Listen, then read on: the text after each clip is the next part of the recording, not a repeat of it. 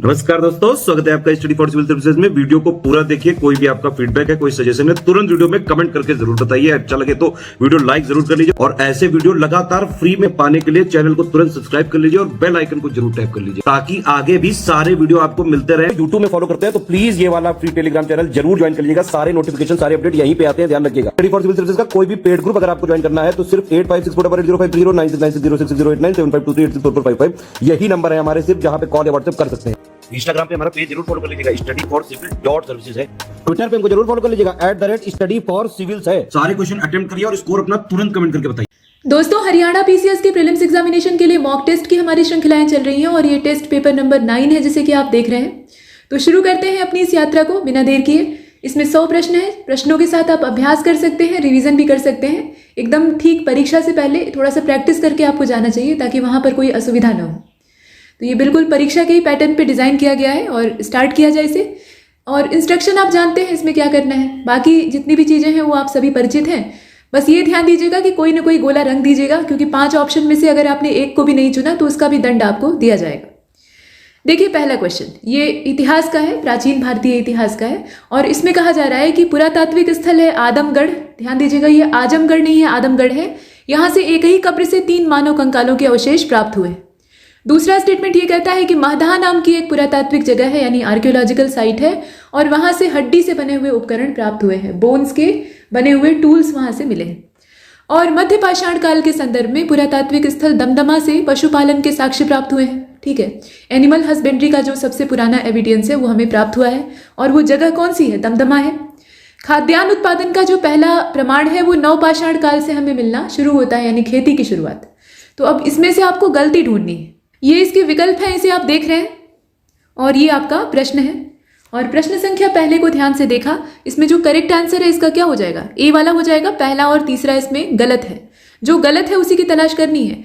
तो इसमें ये कहा गया है कि आदमगढ़ से एक कब्र से 3 मानव कंकालों का साक्ष्य, ये जो जगह है ये असल में दमदमा है। ठीक है, दमदमा से हमें इस प्रकार से एक ही कब्र के अंदर 3 मानव कंकालों के साक्ष्य, यानी स्केलेटन्स के जो साक्ष्य हैं वो प्राप्त होते हैं।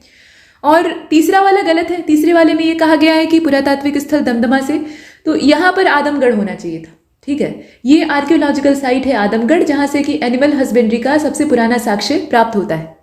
तो ए को चुनते हैं और अगले प्रश्न को देखते हैं। प्रश्न संख्या 2 में कहा गया कि गैरिक मृत भांड पात्र जो होते हैं, गैरिक मृत भांड का मतलब होता है गेरू से रंगे हुए जो मिट्टी के बर्तन होते हैं।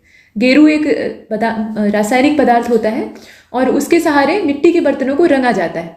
ठीक है, तो ये गैरिक मृत भांड है और इस पात्र का नामकरण जो है वो हस्तिनापुर में किया गया था।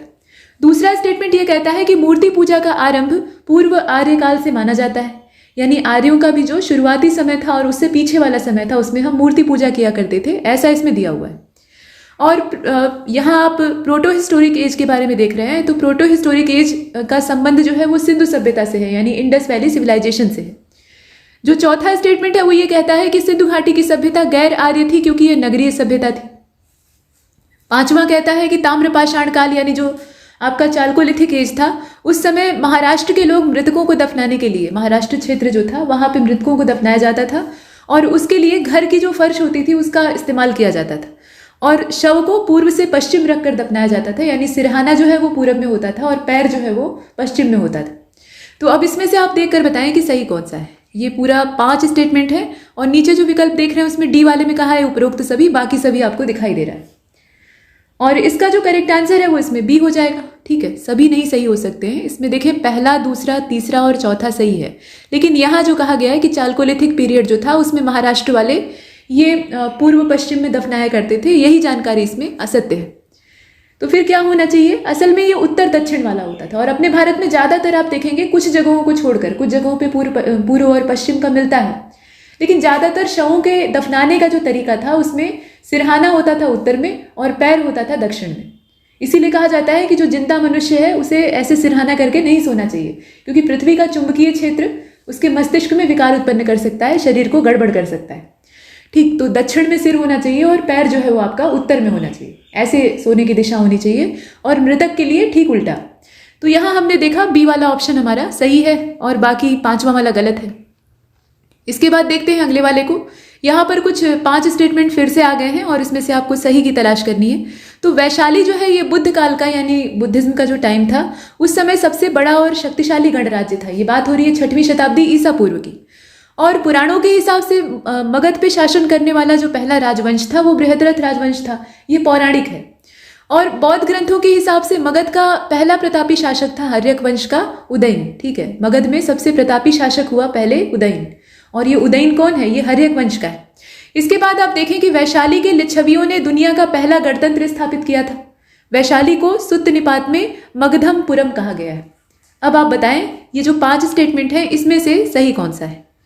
डी वाला आप पहले की भांति समझ लीजिएगा, यानी उपरोक्त सभी सही हैं, और बाकी आप देखें तो इसमें जो जितने भी स्टेटमेंट हैं वो आपको दिखाई दे रहे हैं।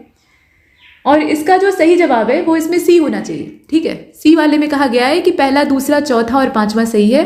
पहला सही है, बुद्ध काल में ये सबसे बड़ा शक्तिशाली गणतंत्र था। ठीक है, यहाँ हमने किसको चुना है? सी को चुना है ना, तो सी पे मार्क कर लेते हैं। और उसके बाद दूसरा वाला भी सही है कि पुराणों के हिसाब से बृहद्रथ राजवंश ही सबसे पहला राजवंश था और इसका सबसे प्रतापी और क्रूर शासक था जरासंध, जिसे कि महाभारत में आप देखते हैं कि भीम के द्वारा मार डाला जाता है मल्ल युद्ध में। तो बृहद्रथ राजवंश।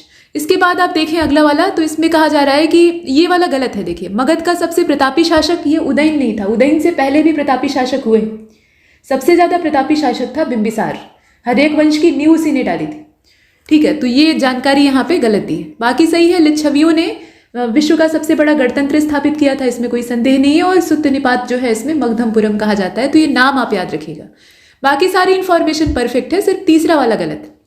अच्छा, अब अगले प्रश्न को देखते हैं। यहाँ देखें चौथे को, कहा जा रहा है कि select the correct option regarding the revenue income during the Mauryan period. ठीक है, तो income receive from cities was called Sita. ठीक है, यहाँ जो सिटीज से यानी शहरों से हमें इनकम प्राप्त होती थी, आय प्राप्त होती थी, उसको सीता कहा जाता था। और जो आमदनी, जो इनकम हमें रिसीव होती थी डिस्ट्रिक्ट से, उसे राष्ट्र कहा जाता था। ठीक है, वैसे ही फल फूल और सब्जी जो होते थे उसके साथ प्राप्त होने वाली आमदनी को सेतु कहा जाता था। और पशुपालन यानी एनिमल हस्बेंड्री से जो कुछ भी रेवेन्यू प्राप्त होता था उसे ब्रज कहा जाता था। उसका जो शब्द संबोधन होता था वो ब्रज था। इसके साथ राजकीय भूमि जो होती थी, गवर्नमेंट की अपनी ऑफिशियल जमीन होती थी, तो उससे प्राप्त होने वाली आमदनी को दुर्ग कहा जाता था। अब यहाँ गवर्नमेंट का मतलब राजा से है, तो अब इसमें से आप बताएं कि कौन सा आपका सही है। राजस्व के बारे में यहाँ दिया हुआ है, प्रश्न को पूरा ही आप देख रहे हैं, और इसका जो सही जवाब है वो इसमें हो जाएगा बी वाला। ठीक है, बी वाले को चुन लेते हैं। मतलब दूसरा, तीसरा, चौथा एकदम परफेक्ट है, लेकिन इसका 5वां गलत है और पहला गलत है। नगरों से प्राप्त होने वाली जो आमदनी थी उसको सीता नहीं कहा जाता था। नगरों से प्राप्त होने वाली आमदनी को क्या कहते थे? दुर्ग कहते थे। और सीता कहा जाता था राजकीय जमीन से प्राप्त होने वाली आमदनी को। और थोड़ा और पीछे आप चले जाएं, वैदिक काल में चले जाइए, तो वैदिक काल में आप देखेंगे कि सीता शब्द जो है वो हल से खींची हुई रेखा के लिए इस्तेमाल होता था। तो एक ही शब्द है, लेकिन समय बदल जाने पे अर्थ अलग हो गया है। तो इसमें हमेशा ध्यान दीजिएगा कि किस समय की बात की जा रही। ठीक, तो हमने बी को चुना। इसके बाद अगले प्रश्न को देखते हैं। यहाँ देखें 5वें को, इसमें फिर से आपको सही ढूंढने के लिए कहा जा रहा है। तो अशोक ऐसा पहला भारतीय शासक था जिसने अभिलेखों के सहारे प्रत्यक्ष रूप से प्रजा को संबोधित किया था। ठीक है, दूसरा वाला है कि अशोक के स्तंभ लेख और गुहा लेखों में केवल ब्राह्मी लिपि और प्राकृत भाषा का इस्तेमाल हुआ है। ये जो केवल शब्द है ना, ये बड़ा खतरनाक होता है। और आप देखें कि खरोष्ठी लिपि का प्रयोग शाहबाजगढ़ी और मानसेहरा अभिलेखों में किया गया है।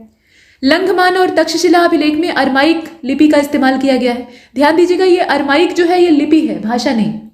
और कंदहार का जो शरेकुना अभिलेख है, शरेकुना इंस्क्रिप्शन है, वहां से यूनानी और अरमाइक लिपियों का एक साथ प्रयोग का हमें साक्ष्य प्राप्त होता है। ऐसे करके इसमें 5 स्टेटमेंट है, ध्यान से देखिए, और इसमें से सही की तलाश आपको करनी है। डी तक यहाँ पे है और ई वाला खाली विकल्प है। बताइए इसमें से कौन सा होना चाहिए? तो पहला तो सही है, पहला वाला, इसमें कोई डाउट नहीं है। अशोक ही पहला शासक था जिसने कि अभिलेखों के माध्यम से प्रजा से सीधे अपना संवाद स्थापित किया था। तो पहला अगर सही होता है, इसमें हमें सही ही खोजना है असल में, तो पहला अगर सही होता है तो फिर संभावना ये है कि इसमें या तो ए सही हो और नहीं तो फिर डी सही हो। ये दोनों हो नहीं सकते क्योंकि इनमें पहला ऑप्शन मौजूद नहीं है ना।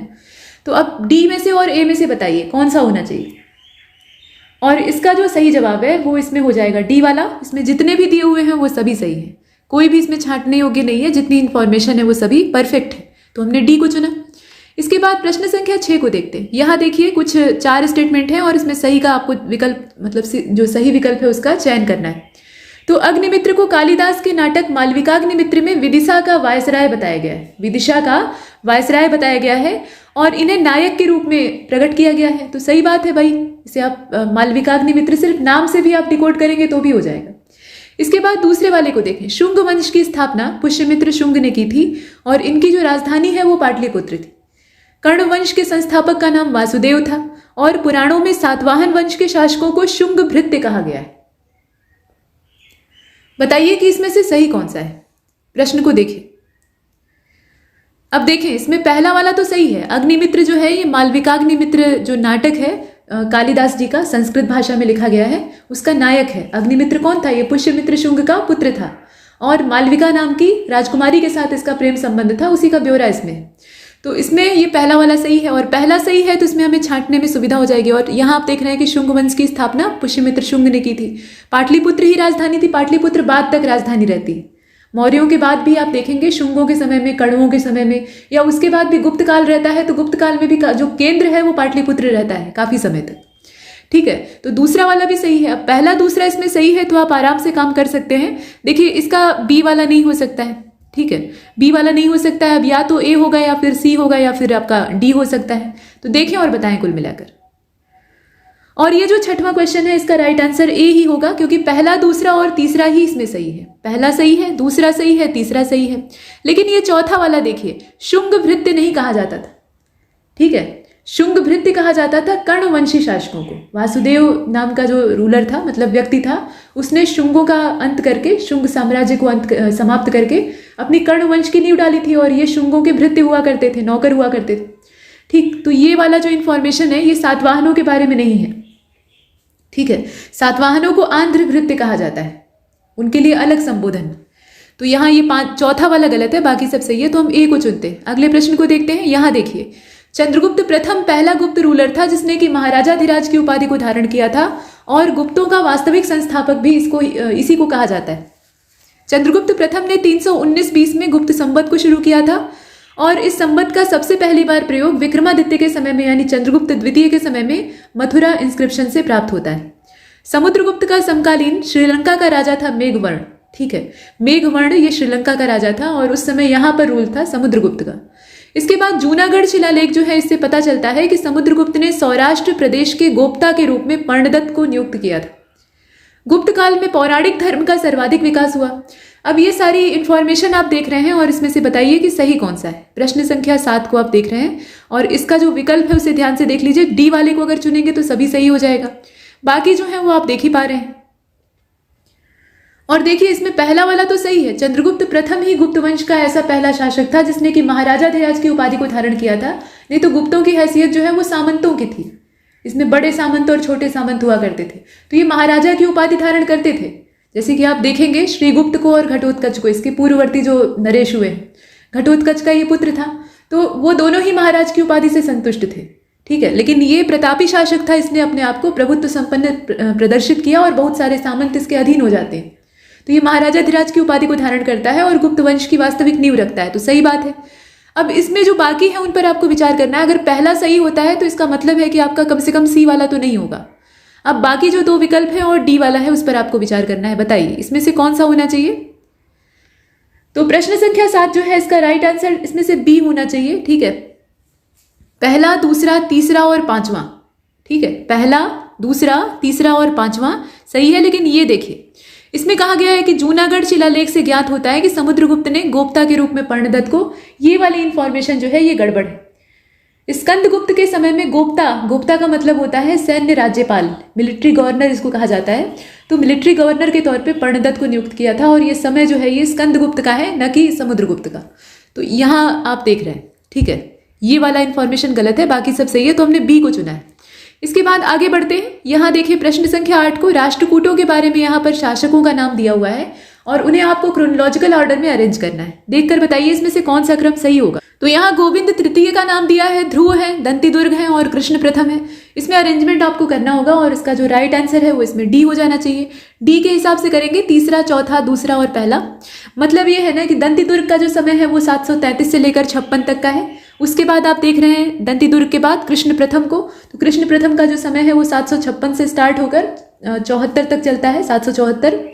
उसके बाद फिर ध्रुव का नंबर आता है और ध्रुव जो है इनका समय है 780 से लेकर 793 तक। और सबसे अंत में आप गोविंद तृतीय को देख रहे हैं, तो इनका जो समय है वो 793 से 814 का है। उसके बाद वाले भी शासक हैं जैसे कि अमोघ वर्ष और कृष्ण तृतीय। तो ऐसे करके है, डी वाला ऑप्शन इसका परफेक्ट है इसमें से। प्रश्न संख्या 9 को देखते हैं। गलत विकल्प का आपको चयन करना है। तो एक पर्सियन टेक्स्ट है, इसका नाम है तज़किरा ए पीर, तज़किरा ए पीर हस्सू तेली, और ये सूरत सिंह के द्वारा लिखा गया है, ऐसा इसमें दिया हुआ है। सूरत सिंह शाहजहां के शासनकाल में फारसी भाषा के विद्वान थे, ऐसे दिया हुआ है। अब इसके बाद व्यापारिक चौकियों का उल्लेख जो है ये सबसे पहले मिनहाज सिराज की जो कृति है जिसका नाम है तबकात नासिरी, वहां से प्राप्त होता है। और फ्रांसिस्को पेलसर्ट, ये एक पुर्तगीज था, पुर्तगाली ट्रेवलर था असल में, ये जहांगीर के शासनकाल में भारत में आता है। तो अब आप ये बताएं कि इसमें से गलती कहां पर है। डी को अगर चुनिएगा तो इसका मतलब होगा कि गलत कुछ नहीं है, लेकिन ध्यान से देखिए। और इसका जो सही जवाब है वो इसमें सी हो जाना चाहिए। गलती हमें ढूंढनी है और इसके तीसरे वाले स्टेटमेंट में गड़बड़ है, जिसमें कहा गया है कि फ्रांसिस्को पेलसर्ट जो था वो पुर्तगीज नहीं था, ये डच यात्री था, ये डच था और ये जहांगीर के शासनकाल में आता है। और ये आगरा में डच मिंट जो हुआ करता था, जहां से इनके सिक्के ढाले जाते थे, उसका अध्यक्ष था।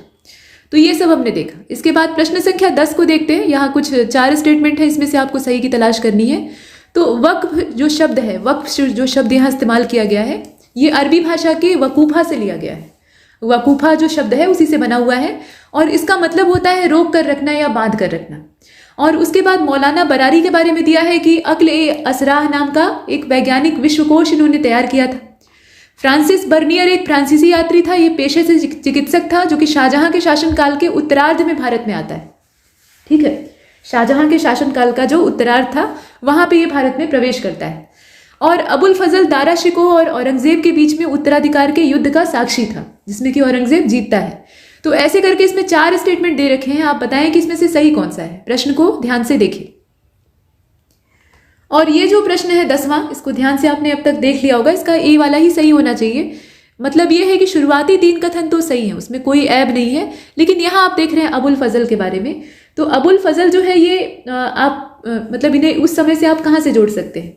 इसमें आप फ्रांसिस बर्नियर को जोड़कर देखिए। फ्रांसिस बर्नियर एक फ्रांसीसी यात्री था, ये पेशे से चिकित्सक था। ठीक है, इसका जो पेशा था वो एक डॉक्टर का होता था और ये शाहजहां के शासनकाल का जो अंतिम समय था उस समय आता है और उस समय इसके बेटे जो हैं वो उत्तराधिकार के लिए आपस में लड़ रहे थे। ठीक, आगे चलते हैं।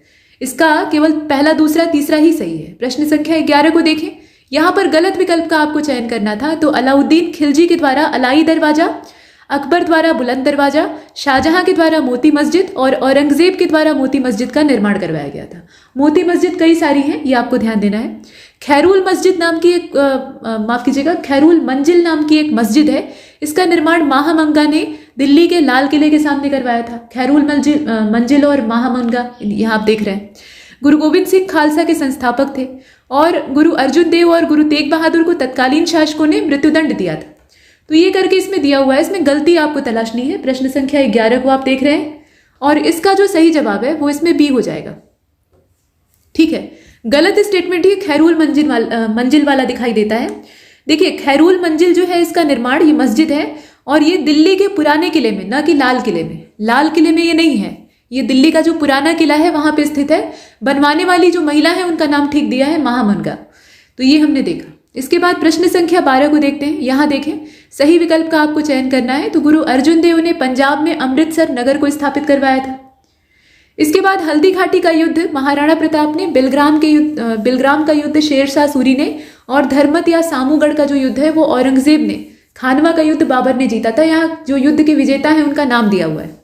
ठीक है, हल्दी घाटी का महाराणा प्रताप ने जीता था, बिलग्राम का शेरशाह सूरी ने जीता था, धर्मत सामूगढ़ वाला औरंगजेब ने जीता था और ऐसे ही आपका खानवा का युद्ध जो है वो राणा सांगा के खिलाफ बाबर ने जीता था। और मुगल काल में लखनऊ स्थित एक मदरसा था, ये मुस्लिम न्याय शास्त्र के अध्ययन में काफी ज्यादा प्रसिद्ध था, मतलब इसे गौरव प्राप्त था। और मुगल काल में फारसी दरबारी भाषा थी। मुगलों की जो दरबारी भाषा है उसका नाम था फारसी, यानी पर्सियन। अब बताएं कि इसमें से सही कौन सा है। ये तो आपने देख लिया। सही जवाब इसका हो जाएगा प्रश्न संख्या 12 को आप देख रहे हैं, इसका सही जवाब हो जाएगा बी वाला। पहला वाला गलत है। थोड़ा सा भी अगर आपको आइडिया है, अमृतसर नगर की स्थापना करवाने का काम ये रामदास के द्वारा, अकबर के द्वारा जमीन दी जाती है और उस पर जो सिख गुरु हैं वो पूरा शहर बसाते हैं। ठीक है, तो पहला वाला गलत है। बाकी अगर आप देखें तो सही है, जितनी इंफॉर्मेशन है वो सभी परफेक्ट। ये भी सही बात है, हल्दी घाटी का युद्ध महाराणा प्रताप ने जीता था। बहुत लंबे समय तक लोगों के दिमाग में ये बैठा था कि अकबर यहाँ जीता था, लेकिन अकबर जीत नहीं पाया था। पूरा हाथ पैर अपना जोर लगा देता है, आजमा लेता है, लेकिन यहाँ से उसको विजय नहीं मिलती। तो ये हमने देखा। अब इसके बाद आगे बढ़ते हैं, अगले प्रश्न को देखते हैं। यहाँ देखें, ताजुल माली ने हितोपदेश का पर्सियन में ट्रांसलेशन किया और केशव कवि ने कई सारी इनकी कृतियां थी, उसमें रामचंद्रिका और रसिक प्रिया नाम की जो पुस्तकें हैं उनकी रचना की। अनवर सुहेली, ये पंचतंत्र का अनुवाद है असल में, और अबुल फजल के द्वारा 7 वर्षों में अकबरनामा को कंप्लीट किया गया। हसन निजामी ने ताजुल मासिर, ख्वादमीर ने हुमायूं नामा, मोहम्मद काजिन ने आलमगीर नामा और भीमसेन ने नुस्खा-ए दिलकुशा इनका संकलन किया था। तो अब आपको ये बताना पड़ेगा कि इसमें से सही विकल्प कौन सा है। प्रश्न संख्या 13 को आप देख रहे हैं और नीचे यह देखिए, इसमें जो विकल्प दिया हुआ है। अब देखिए 13वां जो प्रश्न है, इसका राइट आंसर डी होना चाहिए। डी में कहा गया है कि सभी, और इसमें जितने भी कथन है वो सभी सही है। अपनी जगह पे सारे जो है वो परफेक्ट हैं। पहला, दूसरा, तीसरा, चौथा, पांचवा सभी सही है। ठीक, डी को चुना। इसके बाद प्रश्न संख्या 14 को देखते हैं। पानीपत का जो तीसरा युद्ध था उसमें अफगानों ने मराठों को हराया था, ऐसा दिया हुआ है। नजीब खां रुहेला सरदार अहमद शाह अब्दाली का विश्वास पात्र था और औरंगजेब की मृत्यु के समय मराठा नेतृत्व जो है वो ताराबाई के हाथों में था। औरंगजेब की मृत्यु के बाद बहादुर शाह के द्वारा सत्ता संभाली गई थी। बहादुर शाह प्रथम की बात हो रही है। और फर्रुख शियर ने अंग्रेजों को बंगाल में शुल्क मुक्त व्यापार की सुविधा दी थी। अब इसमें से आपको देखकर बताना है कि सही कौन सा है। प्रश्न संख्या 14 को आप देख रहे हैं और ये इसके विकल्प है। बताइए इसमें से कौन सा होना चाहिए। तो इसका जो सही जवाब है वो इसमें डी हो जाएगा, अर्थात इसमें सभी सही हैं। जितनी इंफॉर्मेशन है वो सब की सब परफेक्ट है। यहां आप देखें, पहला वाला सही है, अफगानों ने मराठों को हराया था, मराठा शक्ति का यहाँ पे पतन हो जाता है।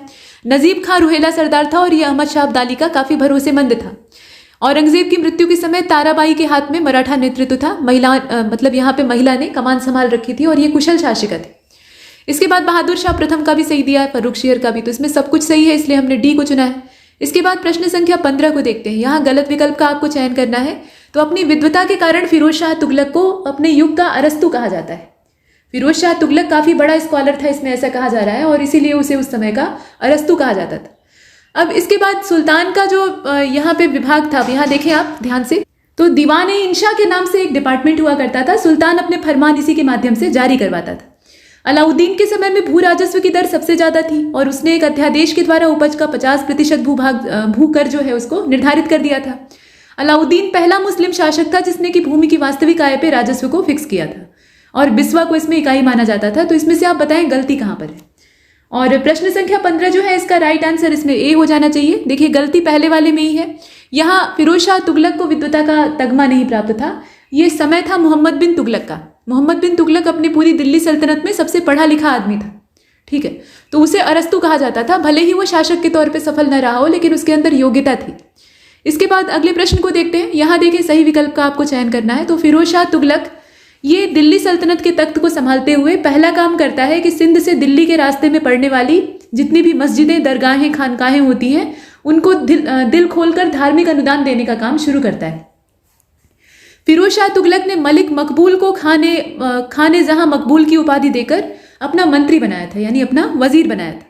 नील सल्तनत काल में लाई जाने वाली फसल है, ठीक है, और गुलबर्गा की जो जामा मस्जिद है इसका निर्माण 14वीं शताब्दी ईस्वी में बहमनी शासक सुल्तान फिरोज शाह के शासनकाल में होता है। तो अब आपको ये बताना पड़ेगा कि इसमें सही कौन सा है। प्रश्न संख्या 16 को आप देख रहे हैं और ये पूरा यहाँ जो प्रश्न का ढांचा है वो दिखाई दे रहा है।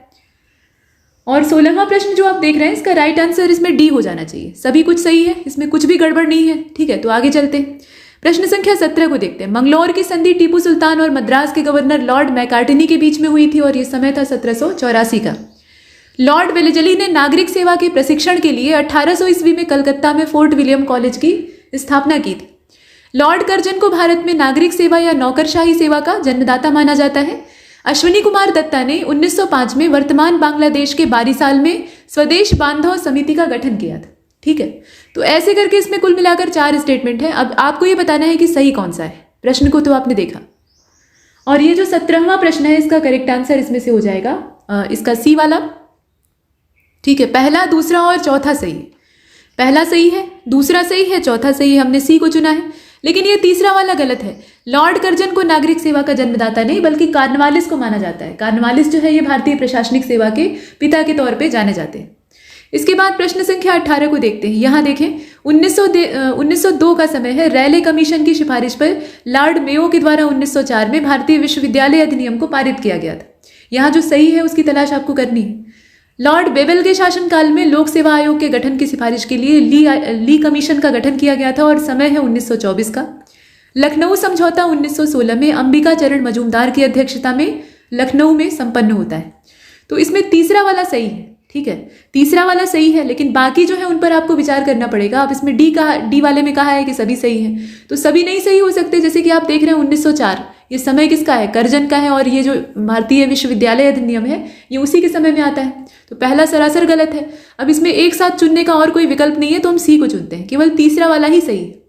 ठीक है, और बाकी अगर देखा जाए इसमें जितनी भी चीजें हैं, तो लॉर्ड रीडिंग का समय था जिस समय ली कमीशन का गठन किया जाता है, और हाँ, ये समय 1924 का था। तो बाकी सभी गलत है, सिर्फ तीसरा सही।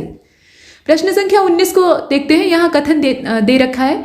तो राष्ट्रीय योजना समिति का गठन 1938 में किया गया और इस समिति के अध्यक्ष का नाम मिशन नारायण धर था। 1906 में सुरेंद्रनाथ बनर्जी की अध्यक्षता में कलकत्ता में भारतीय राष्ट्रीय कांग्रेस का एक अधिवेशन आयोजित किया गया जिसमें पहली बार स्वराज शब्द का इस्तेमाल किया गया।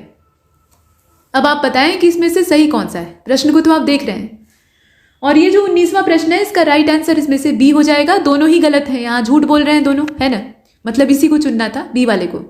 तो इसमें गलती कहाँ पर है ये देखते हैं। देखिए, राष्ट्रीय योजना समिति जो है ये 1938 में बनी थी। ठीक है, समय सही दिया है। और इसमें लॉर्ड लिलिथगो का जो शासनकाल था उस दौरान इसको गठित किया गया था और इसके अध्यक्ष का नाम जवाहरलाल नेहरू था। ठीक है, तो यहाँ मिशन नारायण धर का नाम गलत है। और 1906 का जो अधिवेशन है ये दादा भाई नौरोजी की अध्यक्षता में होता है, सुरेंद्रनाथ बनर्जी की अध्यक्षता में नहीं। इसके बाद प्रश्न संख्या 20 को देखें। यहाँ पर देखें 3 स्टेटमेंट है। अस्पृश्यता निवारण संघ के नाम से एक अखिल भारतीय संगठन की स्थापना 30 सितंबर 1932 को की गई थी और इस संघ को 13 सितंबर 1933 को हरिजन सेवक संघ का नाम दिया गया था। सरला देवी चौधरानी इनके द्वारा 1927 में पुणे में अखिल भारतीय महिला सम्मेलन की स्थापना की गई थी और वायसराय लॉर्ड लिटन ने भारतीयों को राय बहादुर की उपाधियों से सम्मानित करने का काम शुरू किया था। तो ऐसे करके इसमें दिया है, सही विकल्प का आपको चयन करना है। यह है प्रश्न संख्या 20 और 20वें को ध्यान से देखा जाए तो इसका जो करेक्ट आंसर है वो सी हो जाएगा। पहला और तीसरा सही है, ये गलत, इसमें गलत दिखाई देता है। देखें, सरला देवी चौधरानी का जो यहाँ पे दिया हुआ है ये वाला ऑप्शन इसमें से रॉन्ग दिखाई देता है। असल में अखिल भारतीय महिला सम्मेलन जो है इसकी स्थापना मार्गरेट कजिन्स के द्वारा की गई थी और ये समय 1927 का है, पुणे इसकी जगह है। तो यहाँ देवी चौधरानी का नाम नहीं आएगा। इसके बाद अगले प्रश्न को देखें। यहाँ 21वां, इसमें सही विकल्प का आपको चयन करना है। तो इंडिया डिप्रेस्ड क्लासेस एसोसिएशन की स्थापना दिनशा वाचा ने की थी। दिनशा वाचा की अध्यक्षता में हुई थी असल में, और यह समय था 1926 का। श्यामजी कृष्ण वर्मा ने इंडियन होम रूल सोसाइटी की स्थापना की थी लंदन में और 1905 का समय है। कांग्रेस सोशलिस्ट पार्टी की स्थापना 1934 में होती है। 1934 में पटना में अखिल भारतीय कांग्रेस समाजवादी पार्टी के संयोजक का नाम था जयप्रकाश नारायण। तो अब इसमें से आपको बताना है कि सही कौन सा विकल्प दिखाई देता है। प्रश्न संख्या 21 और इसका जो करेक्ट आंसर है वो इसमें बी हो जाएगा। दूसरा तीसरा सही है, लेकिन ये पहला वाला गलत है। दिनशा वाचा के द्वारा नहीं बल्कि MC राजा की अध्यक्षता में ये जो डिप्रेस्ड क्लासेस एसोसिएशन है इसकी स्थापना की जाती है। अगले प्रश्न को देखते हैं। यहाँ देखिए 22वें को। इंडियन इंडिपेंडेंस लीग का जो पहला सम्मेलन है ये जून 1942 में बैंकॉक में हुआ था, ऐसा दिया हुआ है। और सुभाष चंद्र बोस ने 6 जुलाई 1944 को महात्मा गांधी को रेडियो पर संबोधित किया और उनसे आशीर्वाद मांगा और उन्हें राष्ट्रपिता कह के नाम दिया। और पहला गोलमेज सम्मेलन 12 नवंबर 1930 से लेकर 19 जनवरी 1931 तक लंदन के सेंट जेम्स पैलेस में आयोजित किया गया। और वर्ष 1929 में रैमजे मैकडोनाल्ड की सांप्रदायिक नीतियों के विरोध में गांधी जी ने आमरण अनशन को शुरू किया था। समय है 1929, ध्यान दीजिएगा। अब बताइए इसमें से सही कौन सा है। देखें, सभी सही नहीं हो सकता है। देखें, इसमें चौथा वाला गलत है। ये 1932 का समय था। 32-33 में ये जो फसाद है ये खड़ा होता है। दलितों को अलग निर्वाचक मंडल देके अलग एक धर्म की तरह से ट्रीट करना, मतलब फूट डालने का काम, ये अंग्रेजों की मंशा थी। तो इसमें आप देख रहे हैं कि जो चौथा वाला स्टेटमेंट है ये रॉन्ग है और चौथा अगर गलत है तो इसमें आप आराम से पकड़ सकते हैं। बाकी सभी सही, पहला दूसरा तीसरा सही है और जो ए वाला ऑप्शन है उसको सिलेक्ट करते हैं। इसके बाद प्रश्न संख्या 23 को देखते हैं। कैप्टन हॉकिंस के नेतृत्व में हेक्टर नाम का पहला अंग्रेजी जहाज जो है ये 1608 में सूरत के बंदरगाह पर आकर लैंड करता है और कैप्टन हॉकिंस पहला अंग्रेज था जिसने कि समुद्री रास्ते से भारत में पैर रखा था। अल्फांसो डी अल्बुकर्क को भारत में पुर्तगाली सत्ता का वास्तविक संस्थापक कहा जाता है और इन्होंने कोचीन को अपना हेडक्वार्टर बनाया था। अब आप ये बताएं कि इसमें से सही कौन सा है। देखिए दूसरा तो गलत है, कोचीन को अपना हेडक्वार्टर बनाया था, ये कहानी यहाँ सही मालूम नहीं होती है। बताइए ये सही है अथवा नहीं है। यहाँ बात हो रही है अल्बुकर्क की, ये ध्यान दीजिएगा, अल्मीडा की बात नहीं हो रही है, तो थोड़ा सा सावधानी से देखिए। इसका सी हो जाएगा, दोनों सही है। यहाँ हो सकता है कि कुछ लोगों को ये गलत लगे लेकिन दोनों सही है यहाँ पे। असल बात ये है, पहला वाला तो परफेक्ट है, उसमें समस्या की बात नहीं है। अल्फांसो डी अल्बुकर्क जो है ये फ्रांसिस्को डी अल्मीडा के बाद आता है और इसकी जो नीतियां हैं वो आक्रामक होती हैं। तो ये कोचीन को अपना हेडक्वार्टर बनाता है, बाद में गोवा को इतना ज़्यादा ये शक्तिशाली बना देता है कि इसके बाद जितने भी पुर्तगाली शासक आते हैं वो गोवा को ही अपनी शक्ति का केंद्र बनाकर काम करते हैं। ठीक है, इसके बाद आगे बढ़ते हैं। प्रश्न संख्या 24, यहाँ पर 16वीं शताब्दी की बात हो रही है कि बंगाल से निर्यात होने वाली, एक्सपोर्ट होने वाली जो मुख्य वस्तुएं हैं वो शोरा और सूती कपड़े थे। ठीक है, शोरा यानी saltpetre, Chile saltpetre, और सूती कपड़े ये यहाँ से निर्यात किए जाते थे। और जो यहाँ धन की निकासी का सिद्धांत है ये दादा भाई नौरोजी के द्वारा दिया गया था, ड्रेन ऑफ वेल्थ इसको कहा जाता है। कैप्टन मोहन सिंह, रास बिहारी बोस और निरंजन सिंह गिल के सहयोग से इंडियन नेशनल आर्मी का गठन किया गया और ये समय है 1942 का। बताइए कि इसमें से सही कौन सा है। प्रश्न को तो आपने देखा और ये नीचे विकल्प है और इसका जो सही जवाब है वो इसमें हो जाएगा आपका बी वाला। दूसरा तीसरा सही है, लेकिन ये जो पहला वाला दिया हुआ है ये गलत है। ये 16वीं शताब्दी की बात नहीं है, ये बात हो रही है 18वीं शताब्दी की। 18वीं शताब्दी में बंगाल से इन्हीं चीज़ों का निर्यात होता था, इसमें शोरा था और सूती कपड़े थे। अब ये जो शोरा होता था इसका क्या इस्तेमाल होता था, तो इससे बारूद बनता था। ठीक, तो हम किसको चुनेंगे, बी को चुनेंगे। इसके बाद अगले वाले प्रश्न को देखते हैं। गलत विकल्प का आपको चयन करना है। तो राष्ट्रीय बाघ संरक्षण प्राधिकरण के द्वारा, ध्यान से देखिएगा, राष्ट्रीय बाघ संरक्षण प्राधिकरण के द्वारा नवीनतम बाघ जनगणना के आंकड़ों के हिसाब से भारत में बाघों की संख्या 2018 में 2967 की तुलना में 2022 में 200 से बढ़कर, मतलब 200 और बढ़कर 3167 हो गई है। बाघों की सबसे बड़ी आबादी हमारे देश में ही है और उसमें इजाफा हुआ है, ये दिखाया गया। इसके बाद ये भी है कि इन आंकड़ों के हिसाब से पिछले 4 वर्षों में 7.6% की वृद्धि दर्ज की गई है। आंध्र प्रदेश का नागार्जुन सागर श्रीशैलम जो टाइगर रिजर्व है, प्रोजेक्ट टाइगर वाला, ये क्षेत्रफल के लिहाज से सबसे बड़ा टाइगर रिजर्व है। असम का ओरंग टाइगर रिजर्व सबसे छोटा है। अब आप बताएं कि गलती कहाँ पर है। यहाँ बात बाघों की हो रही है, बाघ अभ्यारण्य की हो रही है और करेक्ट आंसर इसका बी हो जाएगा। इसमें गड़बड़ जो है वो बी वाले स्टेटमेंट में है जिसमें कह दिया गया कि 7.6% की वृद्धि।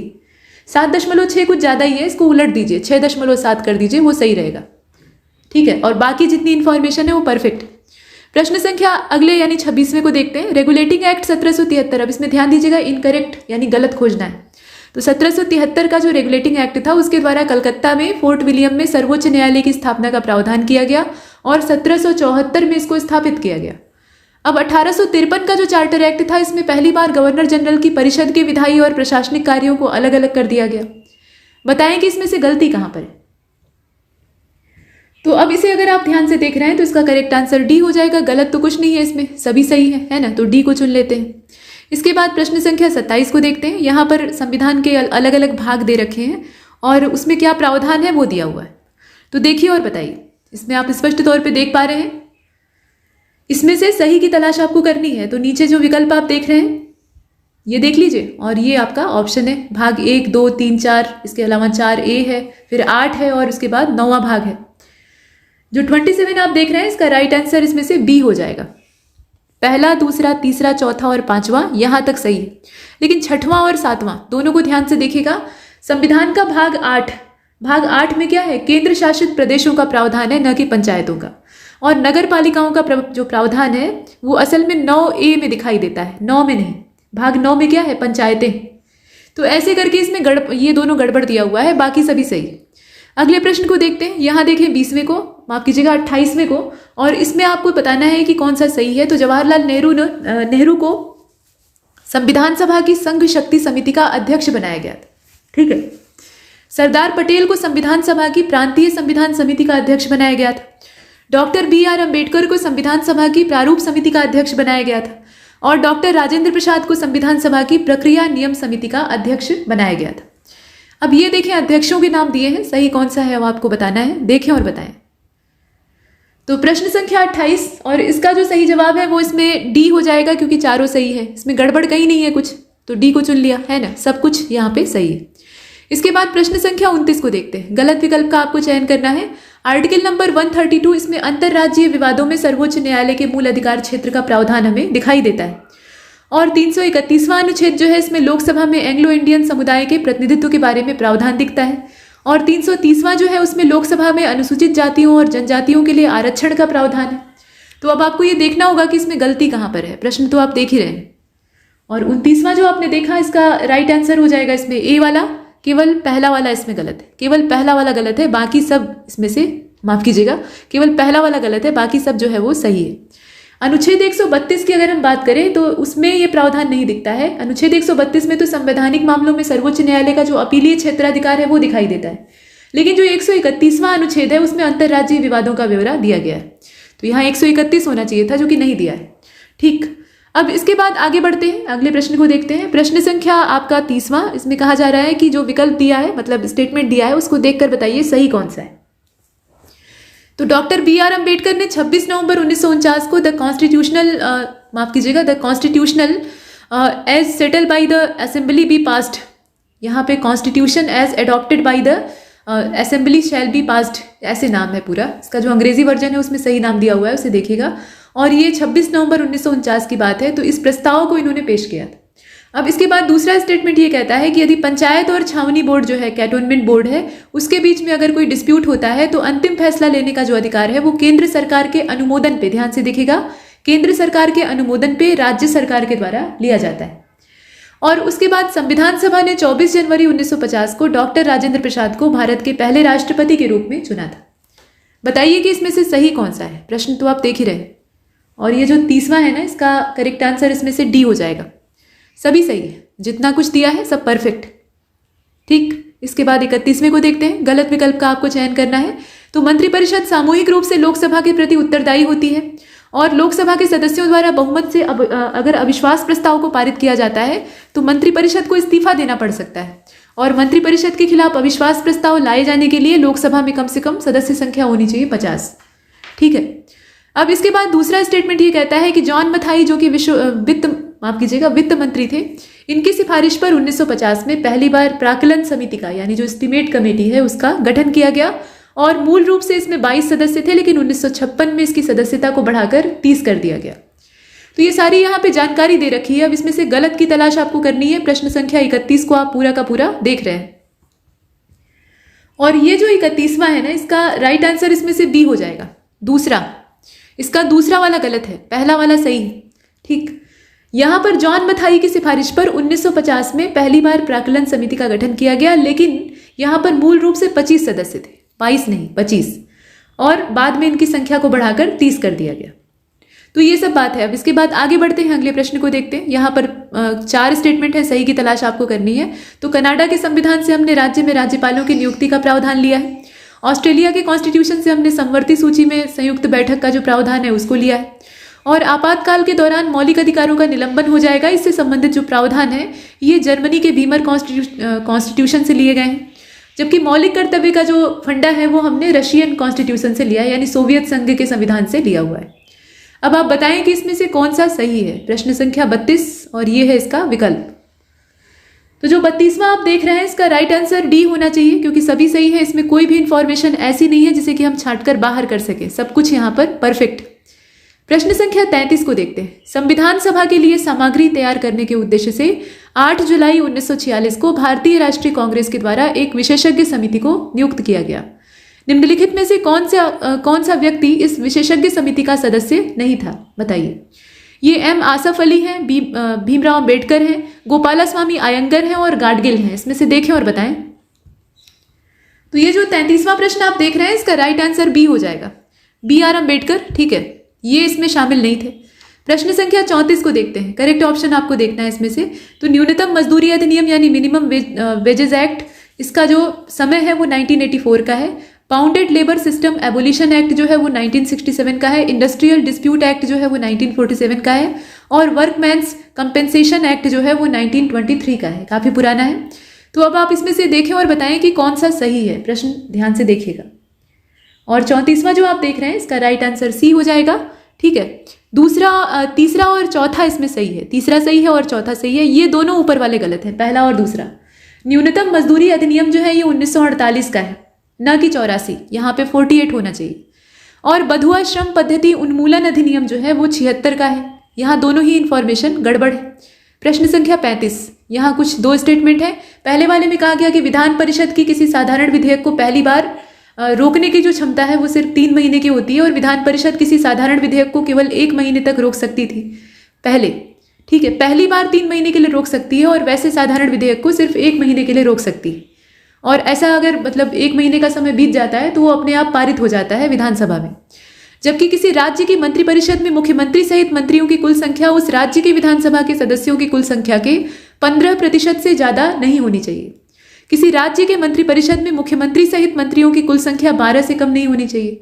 अब ये सारा प्रावधान तो दे रखा है, अब आप ये बताएं कि इसमें से गलती कहां पर है। प्रश्न संख्या 35 को आप देख रहे हैं, और ये जो 35वां प्रश्न है इसका सही जवाब इसमें से हो जाएगा डी वाला। ठीक है, गड़बड़ी यहाँ पे कहीं नहीं है, सब कुछ सही दिया हुआ है।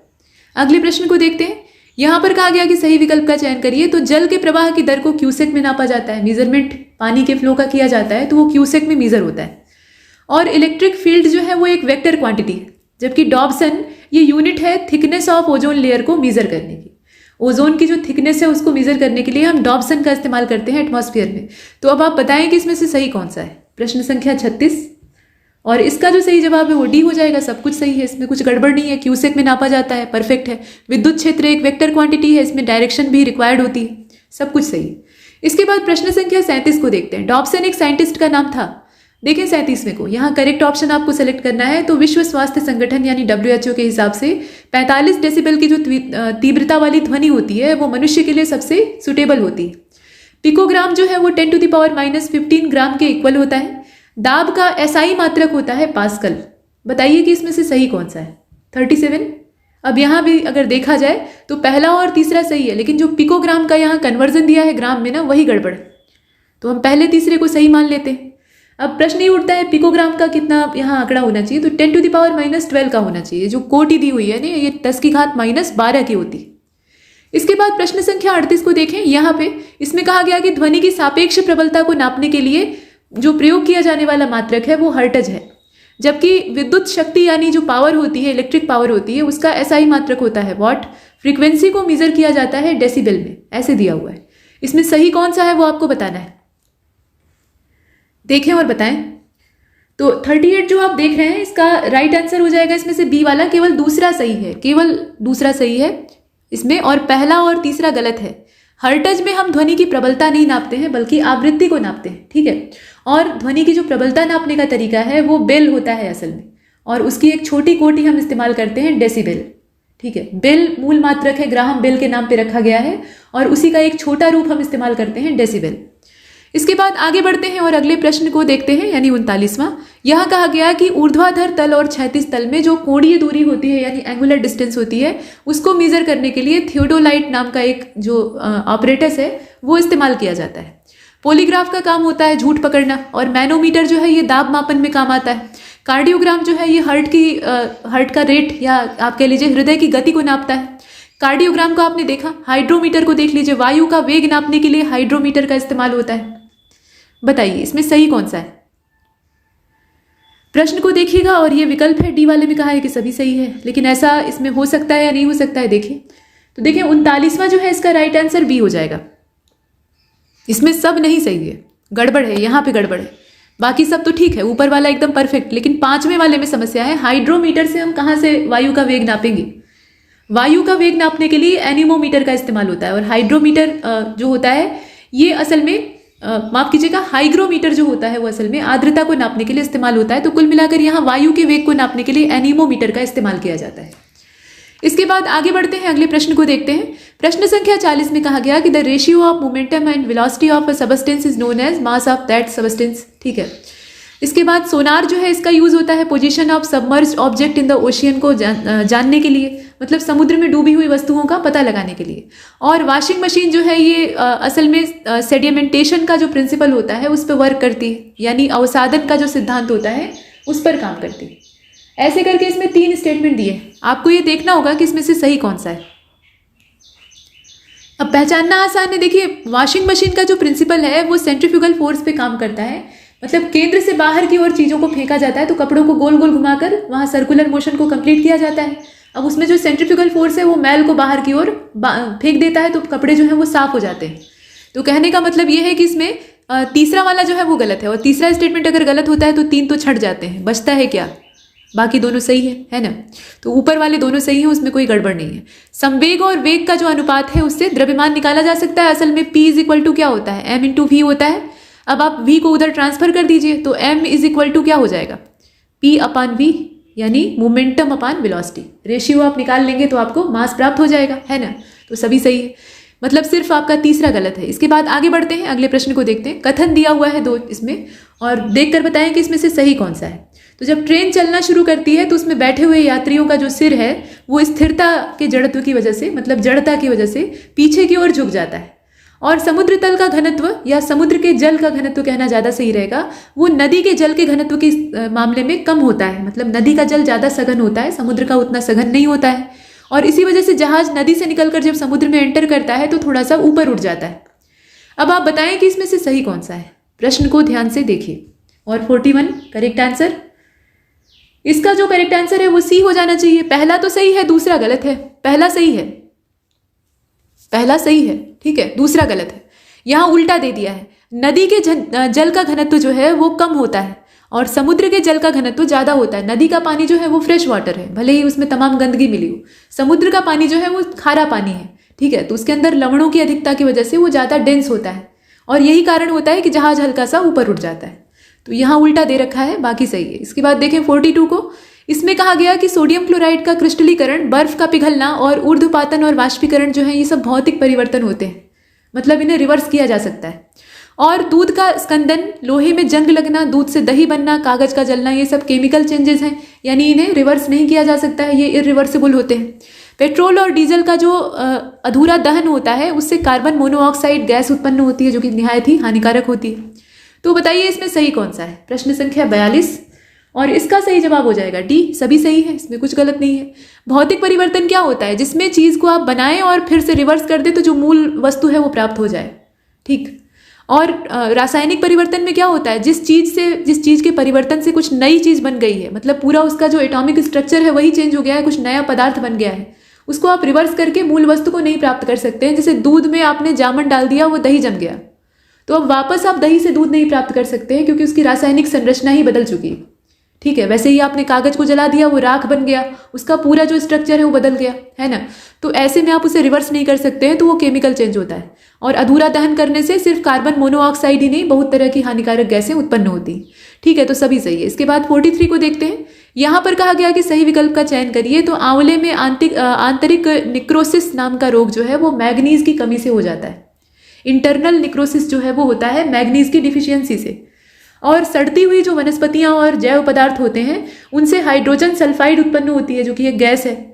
और संक्षारण के प्रभाव से, यानी जंग लगने की जो प्रक्रिया होती है, कोरोजन होता है असल में, तो उससे चांदी पर काले रंग की परत जम जाती है, तांबे पर हरे रंग की परत जम जाती है और लोहे पर भूरे रंग की परत जम जाती है, जिसे हम कहते हैं रस्टिंग। तो अब बताइए इसमें से सही कौन सा है। तो प्रश्न संख्या 43 करेक्ट आंसर बी हो जाएगा। दूसरा तीसरा तो एकदम सही है, लेकिन यहाँ जो इंटरनल निक्रोसिस दिया हुआ है ना, ये गड़बड़ है। मतलब ये मैग्नीज की डिफिशियंसी से नहीं होता है, बल्कि इसके पीछे बोरॉन की कमी जिम्मेदार होती है। गूसबेरी में बोरॉन का अगर अभाव हो जाए, मिट्टी में बोरॉन की कमी हो जाए, जो कि एक माइक्रो न्यूट्रिएंट होता है, कम मात्रा में चाहिए होता है लेकिन आवश्यक होता है, तो ऐसी कंडीशन में जो आंतरिक निक्रोसिस नाम का रोग है वो आंवले के फल को बर्बाद कर देता है।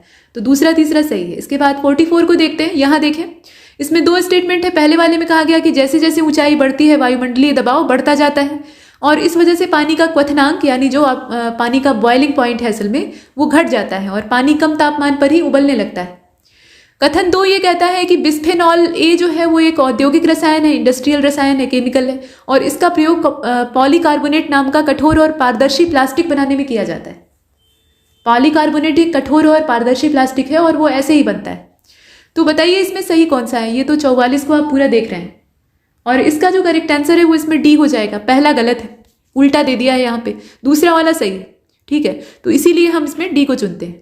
बात यह है ना कि जब हम जैसे जैसे ऊपर जाएंगे, आप ऐसे भी इसको कॉमन सेंस से समझिए, वायुमंडलीय दबाव जो है वो निचली परतों में ज़्यादा होता है। जैसे जैसे आप वायुमंडल में ऊपर की ओर बढ़ रहे हैं तो गैसों का दबाव घटता जाएगा ना, वायुमंडलीय दबाव कम होता जाएगा और ये भी समस्या की बात होती है। ठीक है, तो इस कंडीशन में पानी का जो क्वथनांक है वो कम हो जाता है और वो कम ताप पे ही उबलने लगता है। सही बात है, लेकिन यहाँ पर वायुमंडलीय दबाव घटता जाता है। इसके बाद आगे बढ़ते हैं और अगले प्रश्न को देखते हैं। यहाँ पर कहा गया कि सही विकल्प कौन सा है। तो मिथाइल आइसोसाइनेट जो है उसके रिसाव से भोपाल गैस त्रासदी हुई थी, जो कि बहुत भयंकर घटना थी। और ऊर्ध्वपातन यानी सब्लिमेशन का जो प्रोसेस होता है उसमें अधिकतर लिक्विड अशुद्धियों का शुद्धिकरण करने में उसका इस्तेमाल किया जाता है। मतलब पानी में घुली हुई या किसी द्रव में घुली हुई चीज़ों का शोधन अगर आपको करना है तो आपको ऊर्ध्वपातन करना चाहिए। और रेत और नैप्थलीन के मिश्रण को आसवन विधि जो होती है, यानी आपका डिस्टिलेशन होता है, उसके माध्यम से अलग किया जा सकता है। ऊर्ध्वपातन और क्रिस्टलीकरण यानी सब्लिमेशन और क्रिस्टलाइजेशन, ये जो प्रोसेस होते हैं इनका प्रयोग ठोस अशुद्धियों के शुद्धिकरण के लिए किया जाता है। अब आप बताएं इसमें से सही कौन सा है। प्रश्न संख्या 45 को आप देख रहे हैं। देखिए इसमें जो दूसरा वाला स्टेटमेंट है वो सरासर झूठ बोल रहा है। सब्लिमेशन में सूखी चीज सीधे सीधे हवा में बदल जाती है, यानी गैस में बदल जाती है। ठोस का सीधे सीधे गैसीय अवस्था में परिवर्तन, यही ऊर्ध्वपातन होता है, आप जानते हैं। तो इसमें फिर जो तरल अशुद्धियां हैं वो कहाँ से आ जाएंगी। वो तो बीच की कड़ी है जो कि होती ही नहीं, मतलब इसमें वो घटना संपन्न ही नहीं होती। तो ये दूसरा वाला गलत है और दूसरा जहां जहां है उसको साफ कर देंगे तो काम आसान हो जाएगा, जैसे कि इसमें है और इसमें है। अब बचता है बी और सी, उस पर विचार करके बताइए। तो आप अच्छी तरह जानते हैं कि भोपाल गैस त्रासदी वाला सही दिया है, पहला वाला, और पहला सही है तो इसका सिर्फ सी वाला विकल्प ही ठीक हो सकता है। पहला और चौथा ही सही है, नीचे के दोनों मतलब दूसरा तीसरा दोनों गलत है। रेत और नैप्थलीन का जो मिश्रण है उसमें आप दोनों देख रहे हैं कि सूखे हैं, मतलब ठोस पदार्थ हैं। तो इनको अलग करना है तो हम ऊर्ध्वपातन का इस्तेमाल कर सकते हैं, यहाँ पर सब्लिमेशन काम आएगा। ठीक है, तो ये दोनों ही गलत दिए हैं, पहला और चौथा सही है। इसके बाद अगले वाले को देखते हैं। यहाँ देखें कहा गया कि सही विकल्प का चयन करिएगा। तो मोनोपोटेशियम टार्ट्रेट का इस्तेमाल कृंतकनाशी के तौर पे यानी रोडेंटिसाइड के तौर पे किया जाता है, और पोटेशियम सल्फेट का इस्तेमाल उर्वरक के रूप में यानी फर्टिलाइजर के रूप में किया जाता है। केवलार एक संश्लेषित रेशा है, न्यूप्रिन एक संश्लेषित रबर है असल में। जिंक फास्फाइड जो है ये बेकरी में इस्तेमाल किया जाता है। अब बताइए कि इसमें से कौन सा सही है। भाई देखिए ऐसा है, जिंक फास्फाइड जो है ना ये इसमें आप ध्यान से देखें, जिंक फास्फाइड या इस तरह के जो फास्फाइड होते हैं असल में ये जहरीले होते हैं। तो बेकरी उद्योग में इस्तेमाल करेंगे, डबल रोटी में डाल देंगे तो आदमी मर नहीं जाएगा। लोग जितने लोग ब्रेड खाएंगे उतने लोग ऊपर का टिकट कटा लेंगे। तो पांचवा वाला सही नहीं हो सकता। अब देखिए पांचवा नहीं सही होगा तो इसमें दो विकल्प आपके हट जाते हैं, रास्ता साफ हो गया। अब या तो बी सही होगा या ए होगा, बताइए इसमें से कौन सा होगा। तो 46 जो आप देख रहे हैं इसका करेक्ट आंसर इसमें से बी होगा। दूसरा तीसरा और चौथा सही है, दूसरा सही है, तीसरा सही है, चौथा सही है, लेकिन ये ऊपर वाला भी गलत है। कृंतकनाशी के तौर पे टार्ट्रेट का नहीं इस्तेमाल किया जाता है, बल्कि यही जो जिंक फास्फाइड आप डबल रोटी में डालने वाले थे इसको आप चूहे को खिला दीजिए तो बेचारा मर जाएगा। ठीक है, और चूहा मार दवा के तौर पे इसका इस्तेमाल किया जाता है। तो वहाँ जो मोनोपोटेशियम टार्ट्रेट आप देख रहे हैं उसकी जगह पे होना चाहिए था जिंक फास्फाइड को। और फिर यहाँ आप देख रहे हैं बेकरी उद्योग में, तो बेकरी उद्योग में टार्ट्रेट का इस्तेमाल होता है। सही बात। आगे बढ़ते हैं, अगले वाले को देखते हैं। 47 यहाँ पर कहा गया कि सही विकल्प कौन सा है। तो यूरेनियम सबसे भारी प्राकृतिक तत्व है और पोटेशियम सबसे ज्यादा क्रियाशील है, लिथियम सबसे हल्की धातु है और ऑस्मियम सबसे भारी है। सोडियम को मिट्टी के तेल में डुबो कर रखा जाता है, नहीं तो वो उत्पात मचा देता है। तो अब बताइए कि इसमें से सही कौन सा है। प्रश्न को तो आप देख ही रहे हैं 47, और इसका जो करेक्ट आंसर है वो इसमें डी हो जाएगा। ठीक है, उपरोक्त सभी जितने हैं वो सब परफेक्ट है, इसमें कोई भी संदेह नहीं। प्रश्न संख्या 48 को देखिए। जर्मन सिल्वर तांबा, जस्ता और सीसा से बनी हुई मिश्र धातु है। जर्मन सिल्वर एक एलॉय है और इसका निर्माण होता है कॉपर, जिंक और लेड के मिक्सचर से। Lead metal does not react with water at all, water के साथ ये रिएक्ट नहीं करता है। Mica is a conductor of heat and a bad conductor of, मतलब good conductor of heat and bad conductor of electricity. Heat का good conductor है mica यानी अभ्रक, लेकिन ये इलेक्ट्रिसिटी का बैड कंडक्टर है। Plaster of Paris is chemically known as calcium sulphate hemihydrate, और mercury is the best conductor of heat. अब बताइए इसमें कौन सा सही है। ध्यान दीजिएगा कि पारा एक धातु है और धातुएं जो हैं वो ऊष्मा और विद्युत आमतौर पे दोनों की ही सुचालक होती है। तो बहुत ध्यान से देखिएगा इसको। और 48 जो है ना इसका राइट आंसर हो जाएगा इसमें से सी वाला।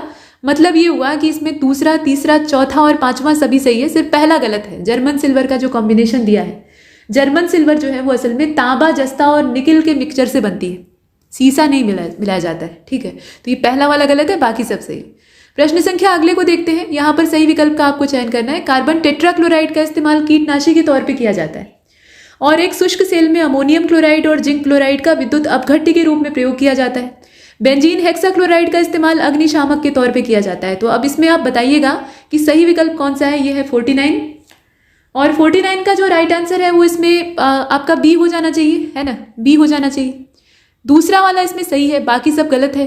कार्बन टेट्राक्लोराइड जो है ना, इसको अग्निशामक यानी आग बुझाने वाले पदार्थ के तौर पे यूज़ किया जाता है और बेंजीन हेक्साक्लोराइड जो होता है ये कीटनाशी होता है, काफ़ी अच्छा। तो इसमें से हम दूसरे को छांट लेते हैं जो सही था। इसके बाद 50 को देखते हैं। यहाँ देखिए कहा गया कि दो नहीं बल्कि 3 स्टेटमेंट है, इसमें से गलती कहाँ पर है बतानी है आपको। तो बोरिक एसिड का इस्तेमाल एंटीसेप्टिक और कीटनाशक दोनों के तौर पे किया जाता है। रेड फास्फोरस जो होता है ये माचिस बनाने में काम आता है और मार्फिन जो है एक पेन रिलीवर है, दर्द में आराम देता है। बताइए इसमें गलत कौन सा है। तो गलत कुछ नहीं है, इसमें सब सही है, यहाँ कुछ भी गलत नहीं है, जितनी इंफॉर्मेशन है सभी सही। इसके बाद आगे बढ़ें और 51 को देखें। यहाँ पर भारत की वन स्थिति रिपोर्ट की चर्चा हो रही है और टॉप 3 राज्यों का आपको चयन करना है जहाँ पे वनावरण का क्षेत्रफल सर्वाधिक। तो उड़ीसा, महाराष्ट्र, मध्य प्रदेश, अरुणाचल और छत्तीसगढ़ है, इसमें से 3 ही आपको चुनने हैं। बताइए, कुल मिलाकर 5 दिए हुए हैं।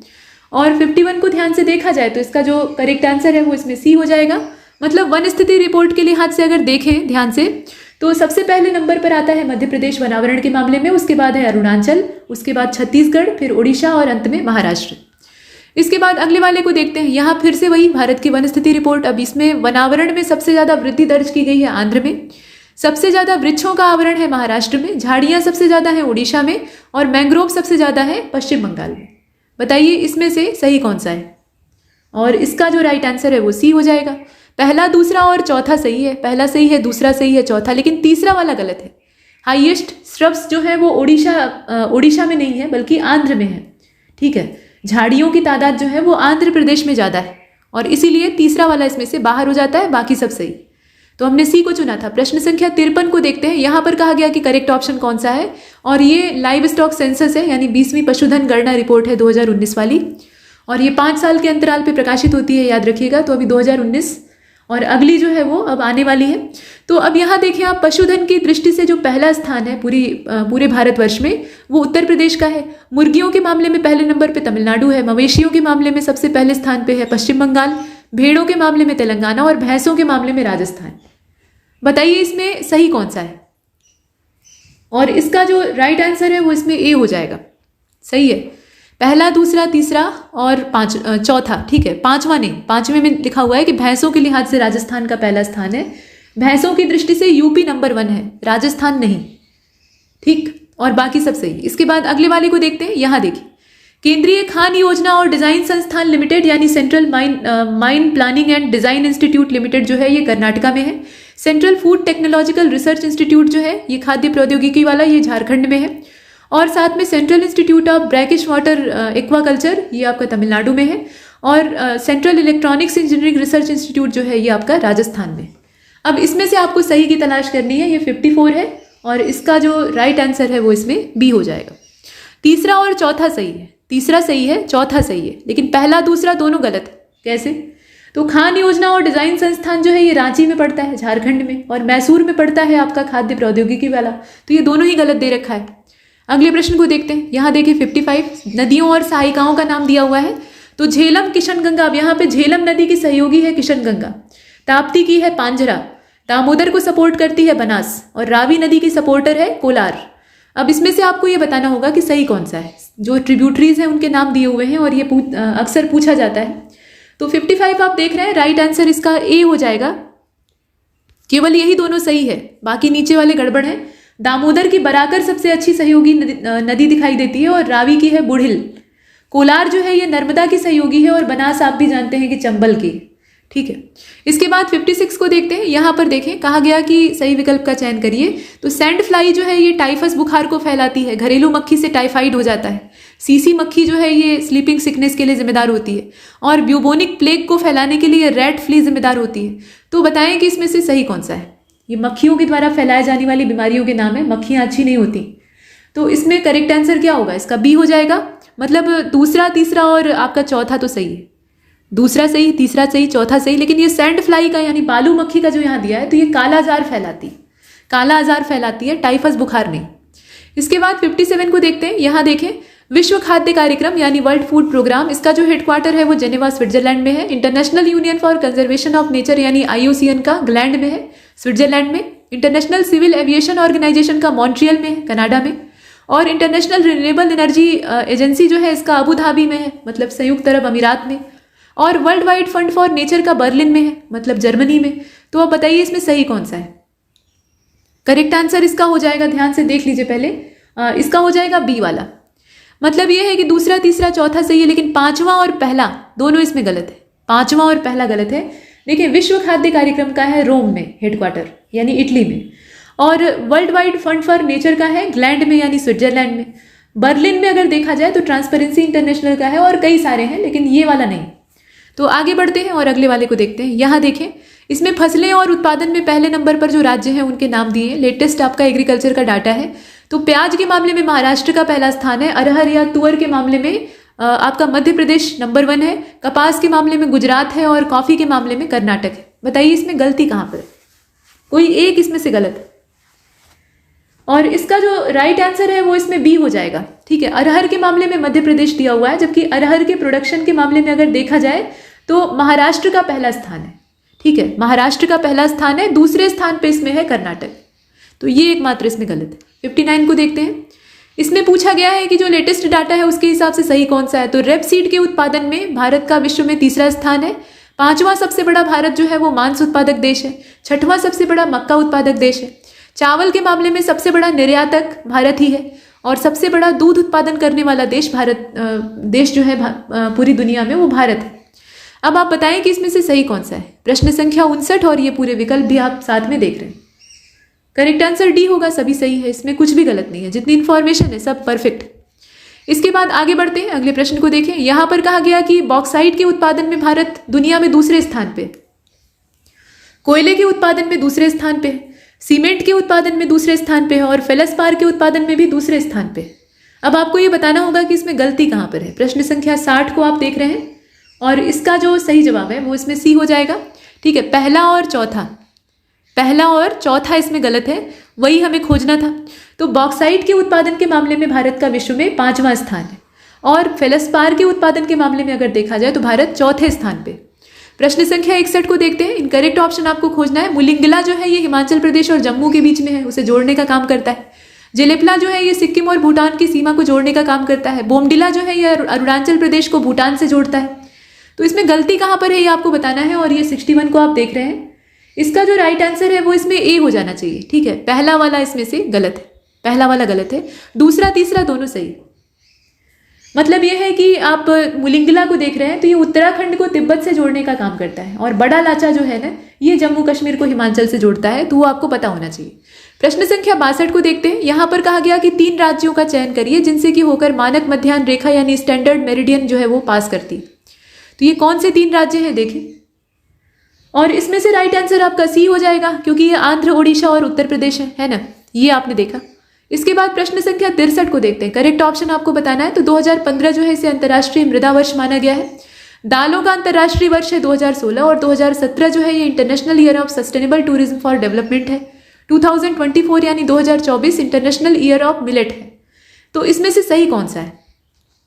देखें, बाजरे का अंतर्राष्ट्रीय वर्ष अभी चल रहा है 2023, तो चौथा तो सही नहीं हो सकता, और अगर चौथा सही नहीं हो सकता है तो इसमें सिर्फ एक ही रास्ता बचता है कि हम ए को चुन लें, अर्थात ऊपर वाले 3 सही हैं, बाकी जो चौथा वाला है वही एकमात्र इसमें गलत है।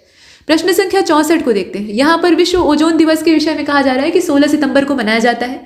पुनपुन, अजय नदी और जलांगी, ये तीनों नदियां जो हैं ये गंगा बेसिन का हिस्सा है, यानी घुमा फिरा कर ये गंगा को ही अपना पानी सुपुर्द करती। सोकोत्रा द्वीप जो है ये अरब सागर में स्थित ओमान का एक द्वीप है, और ये यूनेस्को के द्वारा प्राकृतिक विरासत स्थल के रूप में नॉमिनेट किया गया था 2008 में।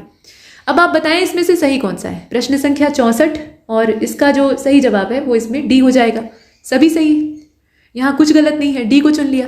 प्रश्न संख्या 65 को देखते हैं। स्टैच्यू ऑफ पीस की स्थापना विजय वल्लभ साधना केंद्र में की गई, राजस्थान में। ठीक है। चिल्का झील भारत के पूर्वी तट पे स्थित सबसे बड़ी लैगून झील है। नोबी और कांतो मैदान जापान में है और ग्रेनाडा, मोंटसेराट और एंगुइला द्वीप जो है ये कैरिबियन सागर में अवस्थित है। तो अब आपको ये बताना पड़ेगा कि सही कौन सा है। प्रश्न को आप देख रहे हैं, ये 65वां है और इसका जो सही जवाब है वो इसमें हो जाएगा आपका डी वाला। ठीक है, इसमें सभी सही है, कुछ भी गलत नहीं है, जितनी इंफॉर्मेशन है सब एकदम परफेक्ट। प्रश्न संख्या 66 को देखते हैं। यहाँ पर कहा जा रहा है कि करेक्ट कौन सा है बताइए। तो करोह पीक जो है ये हरियाणा राज्य की सबसे ऊंची पर्वत चोटी है। रियो पुरजिल जो है ये आपका हिमाचल प्रदेश की सबसे ऊंची चोटी है। मुल्लयनगिरी कर्नाटक की सबसे ऊंची, दोद्दा बेटा जो है ये तमिलनाडु की, और संदकफू जो है ये झारखंड की सबसे ऊंची चोटी है। अब इसमें सही कौन सा है वो आपको बताना है। डी वाला कह रहा है कि सभी सही है। अब ऐसा है अथवा नहीं वो आपको देखना पड़ेगा, देखें और बताएं। करेक्ट आंसर इसका ए हो जाएगा, इसमें सब नहीं सही हो सकते हैं। इसमें अगर ध्यान से देखा जाए तो 5वां वाला गलत है, जिसमें कहा गया है संदकाफू। तो संदकाफू जो आप देख रहे हैं ये असल में पश्चिम बंगाल राज्य की सबसे ऊंची चोटी, ठीक है, और पारसनाथ जो है वो झारखंड की सबसे ऊंची। प्रश्न संख्या 67 को देखते हैं। यहाँ पे करेक्ट ऑप्शन आपको खोजना होगा। तो मेकांग नदी जो है ये दक्षिण पूर्व एशिया की सबसे लंबी नदी है और पश्चिमी विक्षोभ भारत के उत्तर पश्चिमी भाग में शीत ऋतु में होने वाली वर्षा के लिए उत्तरदायी होता है। रियो डी जेनेरियो 1992 में ब्राजील में आयोजित अर्थ समिट में कार्बन क्रेडिट का जो कॉन्सेप्ट है वो प्रकाश में आता है। तो अब आपको ये देखना होगा कि सही कौन सा है। प्रश्न संख्या 67 को आप देख रहे हैं और इसका जो सही जवाब है वो इसमें हो जाएगा, देख लीजिए अच्छे से। इसका जो सही जवाब है वो इसमें डी हो जाएगा, सभी सही है ना, जितने ऑप्शन है वो सभी परफेक्ट हैं, तो डी को चुना। प्रश्न संख्या 68 को देखते हैं। यहाँ पर कहा गया कि काला सागर की जो सीमा रेखा है उसके बारे में गलत विकल्प का चयन करिएगा। तो रूस काला सागर के पश्चिम दिशा में है, यूक्रेन जो है वो उत्तर दिशा में है, जॉर्जिया जो है ये काला सागर के पूर्व में स्थित है और तुर्की जो है ये काला सागर के दक्षिण में है। तो अब आप ये बताएं कि इसमें से गलत कौन सा है। तो प्रश्न संख्या 68 को आप देख रहे हैं और इसका जो सही जवाब है वो इसमें ए हो जाएगा। दिशा के हिसाब से ध्यान दीजिएगा।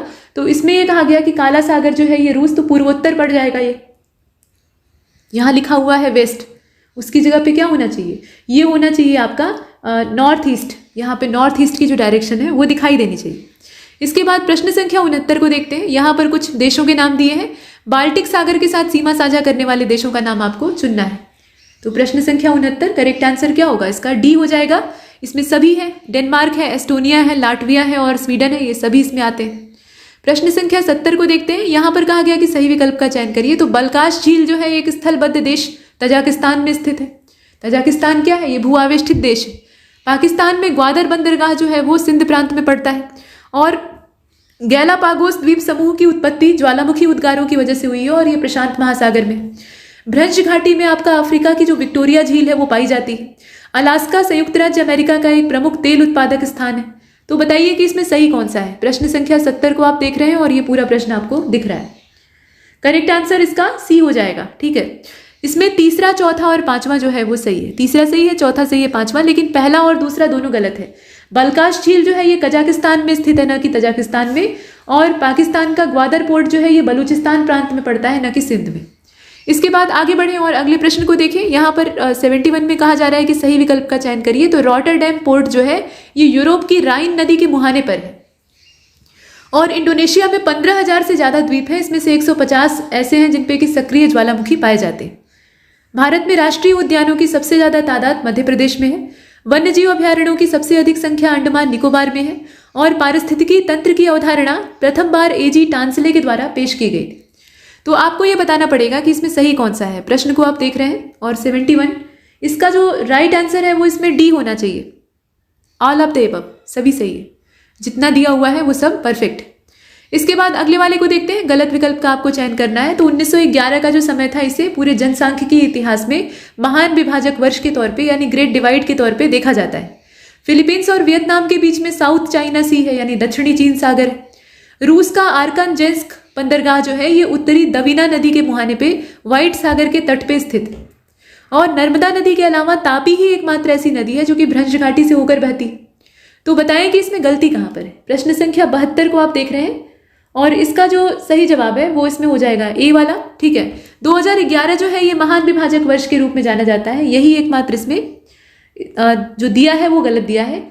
ये 1911 दिया है असल में, जबकि 1921 यहाँ पे होना चाहिए था। 1921 को जनसांख्यिकी इतिहास में महान विभाजक वर्ष के रूप में जाना जाता है। बाकी जितनी इंफॉर्मेशन है सबकी सब यहाँ पे परफेक्ट। प्रश्न संख्या 73 में पूछा गया कि गलत विकल्प कौन सा है बताइए। तो इलायची की पहाड़ियां यानी कार्डमम हिल्स जो है ये सबसे दक्षिणी पहाड़ी श्रृंखला में आती हैं भारत में। अगुलहास महासागरीय जलधारा जो है ये हिंद महासागर की है और निर्यात प्रसंस्करण क्षेत्र 1965 में कांडला गुजरात में स्थापित किया गया था। तो इसमें से गलती कहाँ पर है ये आपको बतानी होगी। 73 को आप देख रहे हैं और इसका जो राइट आंसर है वो इसमें डी हो जाएगा, नॉन ऑफ दीज। गलती तो कहीं नहीं है, सब सही है इसमें से। प्रश्न संख्या 74 को देखते हैं। मयूर झरना हाथी अभयारण्य झारखंड में है, सिंहभूम वाला पश्चिम बंगाल में है, मयूरभंज एलिफेंट रिजर्व जो है वो आपका ओडिशा में है, देहांग पटकई आपका असम में है और बादल खोल तमोर पिंगला ये छत्तीसगढ़ में। बताइए इसमें सही कौन सा है। तो 74 का राइट आंसर सी हो जाएगा।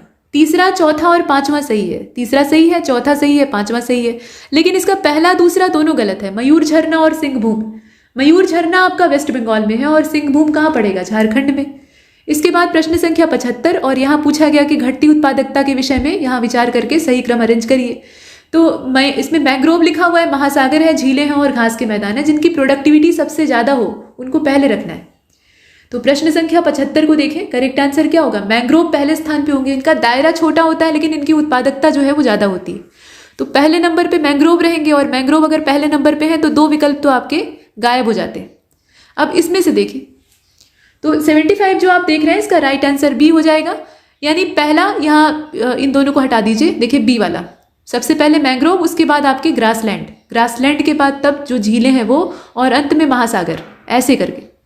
प्रश्न संख्या 76 को देखते हैं। यहाँ पर गलत विकल्प आपको चुनना है। तो माचोई ग्लेशियर जो है ये सिंध नदी और द्रास नदी का पानी का स्रोत है। द्रांग द्रुंग जो है ये कश्मीर के करगिल में पड़ता है और सियाचिन जो है ये पूर्वी हिमालय का सबसे बड़ा हिमनद है। तो अब आप इसमें से बताइए गलती कहाँ पर है। तीसरा गलत है, ठीक है, तीसरा वाला गलत है और डी को हम चुन नहीं सकते और इसमें किसी एक ही को चुनने का विकल्प मतलब एक ही को चुनने का विकल्प आपको दिखाई देता है। तो हम इसमें से करेक्ट आंसर किसको चुनेंगे, सी वाले को। सियाचिन जो है ये पश्चिमी हिमालय का है, ना कि पूर्वी हिमालय का, तो इसमें आराम से बाहर हो सकता है। प्रश्न संख्या 77 को देखिए, यहाँ पर कहा जा रहा है कि गलत विकल्प कौन सा है। तो जलीय पारिस्थितिकी में बायोमास के पिरामिड को उल्टा नहीं किया जा सकता है और फास्फोरस जलीय पारिस्थितिकी प्रणालियों और पानी की गुणवत्ता में एक केंद्रीय भूमिका निभाता है। प्रेयरीज पृथ्वी के समशीतोष्ण क्षेत्र में स्थित विशाल घास के मैदानों को कहा जाता है। तो अब आप ये बताएं कि गलती कहाँ पर है। प्रश्न संख्या 77 को आप देख रहे हैं और इसका जो सही जवाब है वो इसमें ए हो जाएगा। केवल पहला वाला गलत है, ठीक है, केवल पहला वाला गलत है, बाकी सब इसमें ठीक दिखाई देता है। तो बायोमास का पिरामिड उल्टा नहीं किया जा सकता है, ये वाला जो इसमें दिया हुआ है उल्टा किया जा सकता है। जलीय पारिस्थितिकी तंत्र में ये उल्टा हो सकता है। वो इस कंडीशन में हो सकता है कि जो प्रोड्यूसर है वो कम मात्रा में हो, उनकी तुलना में उन पे जो आधारित रहने वाले कंज्यूमर हैं वो ज्यादा हो। इसके बाद प्रश्न संख्या 78 को देखते हैं। यहाँ पर कहा जा रहा है कि गलत विकल्प का चयन करिएगा। तो मेक इन इंडिया योजना 2015 की है, स्टैंड अप इंडिया और स्टार्टअप इंडिया ये 2016 की है, 2018 का अन्नदाता आय संरक्षण अभियान है और स्वच्छ भारत मिशन जो है वो 2014 का है। तो इसमें गलती कहाँ पर है ये आपको देखना होगा। और 78 जो आप देख रहे हैं इसका राइट आंसर इसमें से हो जाएगा ए वाला। मेक इन इंडिया योजना जो है ये 2015 दे रखा है, जबकि ये 2014 का है, ठीक है, 2014 का है। प्रश्न संख्या 79 को देखते हैं। पंचवर्षीय योजना और मॉडलों का नाम दिया है, आप जानते हैं इसे, बताइए इसमें सही कौन सा है। तो 79 का करेक्ट आंसर डी हो जाएगा। पांचवी पंचवर्षीय योजना और डीपी धर मॉडल ठीक दिया हुआ है। देखिए पहली पंचवर्षीय योजना जो है वो हेराल्ड डोमर मॉडल पे आधारित थी, महालनोबिस पर नहीं। दूसरी वाली जो है वो महालनोबिस मॉडल पे आधारित थी। गाडगिल प्लान जो है वो चौथी वाली के लिए था और पांचवी वाली के लिए डीपी धर मॉडल काम कर रहा था। तो यहाँ सिर्फ डी वाला सही दिया है। इसके बाद प्रश्न संख्या 80 में पूछा गया करेक्ट ऑप्शन कौन सा है। तो चौथी पंचवर्षीय योजना के दौरान 1969 में 14 प्रमुख भारतीय बैंकों का राष्ट्रीयकरण किया गया और एकीकृत ग्रामीण विकास कार्यक्रम वर्ष 1978 में पांचवी पंचवर्षीय योजना के दौरान शुरू किया गया था। छठवीं वाली जो है ये राष्ट्रीय खाद्य सुरक्षा मिशन के शुरू करने के लिए जानी जाती। तो अब आप बताएं इसमें से कौन सा आपका परफेक्ट है। प्रश्न संख्या 80 करेक्ट आंसर इसका ए हो जाएगा। पहला और दूसरा दोनों सही है, लेकिन तीसरा वाला गलत है, उसको ध्यान दीजिएगा। प्रश्न संख्या 81 को देखते हैं। यहाँ देखिए 3 स्टेटमेंट है, गलत की तलाश आपको करनी है। तो 1 जनवरी 2015 को योजना आयोग के उत्तराधिकारी के रूप में नीति आयोग को स्टैब्लिश किया जाता है। 1960 में महालनोबिस कमेटी का गठन होता है और आय के वितरण के आकलन से ये जुड़ी हुई थी। 1983 में सरकारी आयोग केंद्र राज्य संबंधों से संबंधित था, मतलब उन राज्यों केंद्र राज्य संबंधों पर आधारित था। तो आप बताएं इसमें से गलती कहाँ पर है। गलती इसमें कुछ नहीं है, ठीक है, तो डी को चुन लेते हैं। कोई भी स्टेटमेंट इसमें गलत नहीं है, सभी सही है। इसके बाद प्रश्न संख्या 82 को देखते हैं। यहाँ देखिए पूछा गया कि जो रबी का मौसम होता है 2022-23 के लिए पूछा जा रहा है, इसमें पोषक तत्व के लिए मतलब कौन से पोषक तत्व के लिए रुपए प्रति किलोग्राम की दर से न्यूनतम सब्सिडी दी गई, ये कौन सा है बताइए। तो 82 जो आप देख रहे हैं इसका राइट आंसर ए हो जाएगा, सल्फर है। ठीक है, ये जो यहाँ पोषक तत्व है वो असल में सल्फर है। प्रश्न संख्या 83 को देखते हैं। इनकरेक्ट ऑप्शन आपको खोजना है। राष्ट्रीय आवास बैंक अधिनियम 1987 का है, राजकोषीय उत्तरदायित्व बजट प्रबंधन अधिनियम ये 2003 का है, धन शोधन निवारण अधिनियम जो है ये 2002 का है, और भारतीय प्रतिभूति विनिमय बोर्ड अधिनियम जो है ये 2006 का है। तो इसमें से गलती आपको ढूंढनी होगी, बताइए इसमें से कौन सा होगा। और प्रश्न संख्या 83 करेक्ट आंसर इसका हो जाएगा, इसमें से ध्यान से पहले देख लीजिए इसको। इसका जो सही जवाब है वो इसमें से हो जाएगा आपका डी वाला। ठीक है, भारतीय प्रतिभूति और विनिमय बोर्ड अधिनियम जो है वो 2006 का नहीं है, इसकी जो तारीख दी है ना वो यहाँ पे गड़बड़ है, ये 1992 का है। सेबी की बात हो रही है और सेबी की जो स्थापना का समय है वो 1992 का है। इसके बाद आगे बढ़ते हैं, प्रश्न संख्या 84 को देखते हैं। यहाँ पर कहा गया करेक्ट ऑप्शन कौन सा है बताइए। Global multi dimensional poverty index 2022 के बारे में बात हो रही है, यानी वैश्विक बहुआयामी गरीबी सूचकांक। तो उप सहारा अफ्रीका का गरीब लोगों की संख्या के संदर्भ में पहला स्थान है, ठीक है, और दक्षिण एशिया का गरीब लोगों की संख्या के मामले में दूसरा स्थान है। करीब 5 अरब लोग जो हैं ये बहुआयामी गरीबी के दायरे में आते हैं। बहुआयामी गरीबी का मतलब है कि बहुत तरह की जो अभाव या समस्याएं हैं वो उनको घेरे रहती हैं। तो अब इसमें से आपको सही की तलाश करनी है, ये पूरा प्रश्न ही आप देख रहे हैं। और 84 जो है इसका राइट आंसर उसमें से हो जाएगा ए वाला। ठीक है, पहला दूसरा दोनों सही है और ये तीसरा वाला गलत है। 5 अरब लोग नहीं बल्कि 2 अरब लोग बहुआयामी गरीबी के दायरे में आते हैं। इसके बाद 85 की बात करते हैं। यहाँ देखें हरियाणा का इकोनॉमिक सर्वे, उसके संदर्भ में जो गलत जानकारी है वो आपको चुनकर बाहर करनी है। तो राज्य के 7 जिलों को राष्ट्रीय खाद्य सुरक्षा मिशन गेहूं के तहत कवर किया गया है, और राष्ट्रीय खाद्य सुरक्षा मिशन मोटा अनाज योजना में 2 नए जिले पंचकुला और सिरसा को शामिल किया गया है। नरनौल और रेवाड़ी को राष्ट्रीय खाद्य सुरक्षा मिशन मोटा अनाज योजना से बाहर कर दिया गया है। अब इसमें गलती कहाँ पर है बताइए। करेक्ट आंसर इसका डी हो जाएगा, गलत कुछ नहीं है, जितनी इंफॉर्मेशन है सभी सही है। प्रश्न संख्या 86, यहाँ पे कहा गया कि 34 आक्सी वनों को स्थापित करने की योजना है इकोनॉमिक सर्वे के हिसाब से। विकास को बढ़ावा देने के लिए 1 जनवरी 2021 को हरियाणा उद्यम और रोजगार नीति 2020 को चालू किया गया था। राज्य में प्रति व्यक्ति प्रतिदिन दूध की उपलब्धता राष्ट्रीय औसत 427 ग्राम की तुलना में 1063 ग्राम है, जो कि देश में तीसरे स्थान पर इसे रखता है। तो अब आप बताएं कि गलती कहाँ पर है। प्रश्न को तो आपने देखा और 86 को आप देख रहे हैं। इसका जो राइट आंसर है यहाँ ध्यान से देखिएगा, डी वाला हो जाएगा। ठीक है, मतलब इसमें से कहीं भी कोई गलती नहीं है, ये सारी इंफॉर्मेशन एकदम परफेक्ट है, ये आप देखिए। इसके बाद 87वें को देखते हैं। गलत विकल्प का आपको चयन करना है। राज्य का सबसे उत्तरी जिला है पंचकुला, राज्य का सबसे दक्षिणी जिला है नूह, राज्य का सबसे पूर्वी जिला है यमुनानगर और सबसे पश्चिमी जिला है सिरसा। अब आप बताएं सही कौन सा है। तो प्रश्न संख्या 87 का जो राइट आंसर है वो उसमें डी हो जाएगा, सभी सही है, सारी इंफॉर्मेशन परफेक्ट। प्रश्न संख्या 88, यहाँ देखें कुछ 4 स्टेटमेंट दिए हैं, गलत की तलाश करनी है। तो क्लेयर लोम्बार्डली, इनको आर्थिक सहयोग और विकास संगठन के मुख्य अर्थशास्त्री के तौर पे अपॉइंट किया गया है। अंकटाड महासभा का अगला अध्यक्ष भारत को बनाया गया है। जनानी रामचंद्रन को कैलिफोर्निया राज्य के ऑकलैंड सिटी काउंसिल के मेंबर के रूप में चुना गया है। और प्रवीण कुमार श्रीवास्तव को कार्यवाहक कार्यकारी केंद्रीय सतर्कता आयुक्त के तौर पर चुना गया है। अब ये नई जो अपॉइंटमेंट हुई है वो सब दे रखी है, इसमें गलती कहाँ पर है वो आपको ढूंढनी होगी। और इसका जो राइट आंसर है वो बी हो जाएगा। ठीक है, अंकटाड का अगला अध्यक्ष बनाया गया है। यहाँ जो बी वाला आप देख रहे हैं ये अंकटाड का नहीं बनाया गया है। असल में जो यूनिड्रॉइट है, मतलब UNIDROIT, उसका इस महासभा के लिए भारत को अगला अध्यक्ष बनाया गया है। यहाँ जो संस्था का नाम दिया है वो गलत है। इसके बाद प्रश्न संख्या 89 को देखते हैं। यहाँ सही विकल्प का आपको चयन करना है। तो ओसोका रामपोंडा इनका नाम है, ये गैबून के उपराष्ट्रपति के तौर पे चुने गए हैं। और जेसिंडा अर्डन जो है ये न्यूजीलैंड के प्रधानमंत्री के पद से इस्तीफा दे दी है। सितवेनी राबुका को फिजी के प्रधानमंत्री के रूप में अपॉइंट किया गया है। और डीना बोलुआर्टे जो है ये पेरू की पहली महिला राष्ट्रपति के तौर पर चुनी गई। ऐसे करके इसमें 4 अलग अलग तथ्य दिए हैं, सही की तलाश आपको करनी है। पूरा प्रश्न आप देख रहे हैं। सही जवाब इसका कौन सा होना चाहिए? इसका होना चाहिए आपका डी वाला। ठीक है, सभी सही है, इसमें जितनी इंफॉर्मेशन है सब एकदम परफेक्ट। प्रश्न संख्या अगला यानी आपका 90 नंबर का है। इसमें ऑस्ट्रेलिया टेनिस ओपन की बात हो रही है 2023। इसमें इसका आयोजन किया गया था मेलबर्न में, ऑस्ट्रेलिया में। इसमें महिला एकल की विजेता कजाकिस्तान की एलेना रिबोकिना है। पुरुष एकल के विजेता नोवाक जोकोविच है, ये सर्बिया के हैं। और मिश्रित युगल के विजेता हैं इसमें स्टेफनी और माटोस, ब्राजील के। तो अब इसमें से आप बताइए सही कौन सा है। प्रश्न को तो आप देख रहे हैं। इसका जो राइट आंसर है वो इसमें सी हो जाएगा। पहला, तीसरा और चौथा सही है, ठीक है, लेकिन दूसरा वाला गलत है। वुमेन सिंगल विनर का नाम दिया हुआ है वो गलत है, एरिना सेम्बेलेका, और ये बेलारूस की रहने वाली हैं, कजाकिस्तान की नहीं। इसके बाद अगले वाले प्रश्न को देखें, यहाँ पे 91। इसमें कहा गया कि INS अर्डाला, इससे संबंधित यहाँ जो गलत विकल्प है उनका चयन करिए। और ये एंटी सबमरीन वाटरफेयर शैलो वाटरक्राफ्ट है असल में। अब इसमें आप देखें कि अर्डाला को चेन्नई का जो कट्टुपल्ली है वहां पे लॉन्च किया गया और इसको गार्डन रिच शिप बिल्डर्स के द्वारा बनाया गया है। Anti submarine warfare shallow watercraft के तौर पे इसे देखा जा रहा है।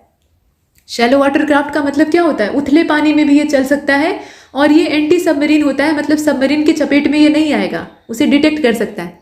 तो अब इसमें आप बताएं कि कौन सा सही है। ये पूरा प्रश्न दिया हुआ है और नीचे विकल्प। 91 का जो राइट आंसर है वो डी हो जाएगा। इसमें सभी सही हैं, मतलब गलत आपको खोजना था तो कुछ भी गलत नहीं है, तो हमने डी को चुन लिया। अब इसके बाद 92 को देखते हैं। आरोग्य सेतु ऐप जो है इसके ब्रांड एम्बेसडर हैं अजय देवगन, और world wide fund for nature की है विद्या बालन, भारत की ओर से। भारत ईंट के ब्रांड एम्बेसडर हैं, यहाँ देख रहे हैं आप, भारत ईंट के ब्रांड एम्बेसडर हैं रवि किशन। नमामि गंगे परियोजना के सुपर हीरो ब्रांड एम्बेसडर के तौर पे चाचा चौधरी को रखा गया है। चाचा चौधरी डायमंड कॉमिक्स के एक किरदार हैं, पात्र हैं।